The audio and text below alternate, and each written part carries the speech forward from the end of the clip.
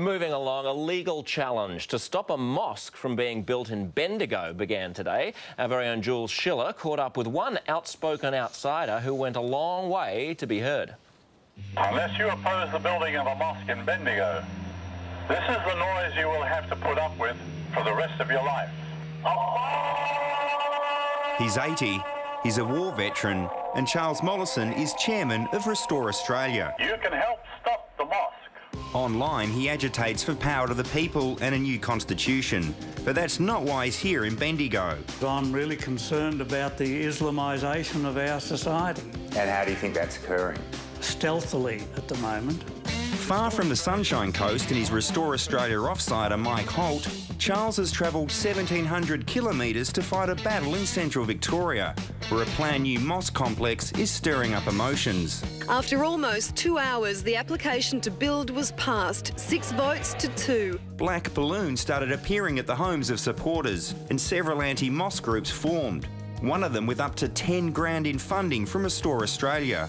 Outside interest that's not welcome to Bendigo's mayor. There's always a few hard nuts out there, and there's a few fringe dwellers that just jumped into the action. They like to get involved and stuff, but generally it's a very small minority of our people. 150 local Muslim families will use the $3 million complex, starting with a prayer room and later a sporting and community hall. We just want to living life with peaceful and respect in Bendigo. Harry, some critics say the mosque could be a centre for terrorism. What do you have to say? If I see, find and smell the bad age in Bendigo, we and I, as the Muslim community, will be the first one to pick it out. Proud of Bendigo's multicultural heritage, the mayor is spearheading a selfie campaign for tolerance. Mosque or no mosque, we would have got on board this anyway.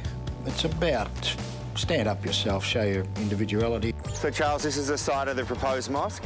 Yeah. But despite this noisy protest, the Bendigo Mosque won't even be allowed to broadcast the call to prayer. Charles thinks it's only a matter of time. It'll echo around the whole of Bendigo. Charles, do you think you're a racist? Islam is not a race. Islam is an ideology.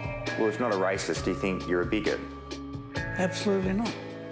If anything, I'm an educator. He admits it'll be hard to persuade the locals. Muslims have $5 million behind them. What do you think of the Stop the Mosque truck? I think it's a bit excessive. It's just bloody ridiculous. I actually find it kind of creepy. But after just 30 minutes in the Bendigo city centre, police shut Charles down. I'm a law-abiding citizen, so, and I don't particularly want to go to jail. But he won't be backing down either. Islam is just another ideology like communism or Nazism, and I see this Muslim migration, whether it be illegal or legal, as an invasion.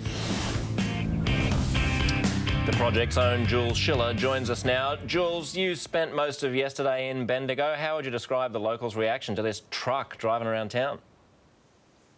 Well, Josh, it was probably more bewilderment. I mean, it was really loud. It was like an extreme right-wing anti-Islamic Mr Whippy van, almost. You know, like some locals gave it the thumbs up. I don't know if that was ironically. Some locals were taking pictures on their iPhones. Others were glaring at the van.